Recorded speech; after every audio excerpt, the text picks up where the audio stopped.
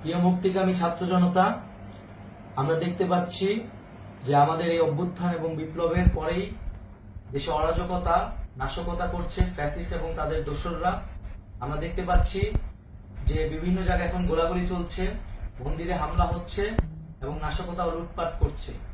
আমরা মনে করি আমাদের যে ছাত্র নাগরিকদের অভ্যুত্থান তাকে নস্যাৎ করার জন্যই পরিকল্পিতভাবে এই ধরনের ঘটনা ঘটানো হচ্ছে।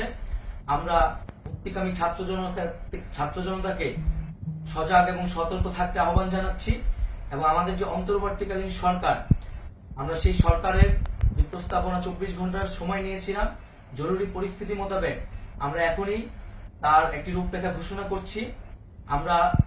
আমরা সিদ্ধান্ত নিয়েছি যে সর্বজন গ্রহণযোগ্য আন্তর্জাতিক খ্যাতিসম্পন্ন নোবেল পুরস্কার বিজয়ী ডক্টর মোহাম্মদ ইউনূসকে প্রধান উপদেষ্টা করে অন্তর্বর্তীকালীন সরকার গঠন করা হবে এবং ডক্টর মোহাম্মদ ইউনূসের সাথেও আমাদের কথা হয়েছে।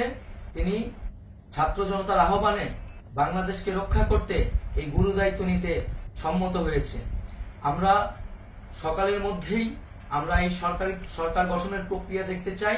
রাষ্ট্রপতির কাছে আহ্বান থাকবে যে দ্রুত সময়ের মধ্যে ডক্টর মোহাম্মদ ইউনূসকে প্রধান উপদেষ্টা করে অন্তর্বর্তীকালীন সরকার গঠন করা হোক এবং এই অন্তর্বর্তীকালীন সরকারের বাকি সদস্যদের নামও আমরা সকালের মধ্যে ঘোষণা করব। প্রিয় বন্ধুগণ, দেশে যে অরাজকতা চলছে, মানুষের জীবনের নিরাপত্তাহীনতা চলছে, সেজন্য আমরা রাষ্ট্রপতির কাছে আহ্বান জানাচ্ছি দেশে আইন শৃঙ্খলা পরিবেশ ফিরিয়ে আনার জন্য দ্রুত সময়ের মধ্যে কার্যকর ব্যবস্থা নিতে হবে এবং আইন শৃঙ্খলা বাহিনীকে সহযোগিতা করার জন্য মুক্তিকামী ছাত্র জনতাও রাজপথে থাকবে এবং অন্তর্বর্তীকালীন সরকার গঠন না হওয়া পর্যন্ত মুক্তিকামী ছাত্র জনতাকে রাজপথে থেকে তাদের যে অভ্যুত্থান, সেই অভ্যুত্থানকে রক্ষা করতে হবে। প্রিয় বন্ধুগণ, আমরা রক্ত দিয়েছি, শহীদ হয়েছি। আমাদের যে প্রতিশ্রুতি একটি নতুন বাংলাদেশ গঠন করার জন্য, সেটিকে আমাদের অবশ্যই বাস্তবায়ন করতে হবে এবং অবশ্যই ছাত্র জনতার প্রস্তাবিত সরকার বাদে কোনো ধরনের সরকার কিন্তু মেনে নেওয়া হবে না। আমরা বলেছি কোনো ধরনের সেনা শাসিত সরকার অথবা সেনা সমর্থিত সরকার অথবা এই ফ্যাসিস্টদের দোসরদের কোনো বিটিম সরকার কিন্তু আমরা মেনে নেব না। কোনো গণবিরোধী সরকারকে মেনে নেওয়া হবে না।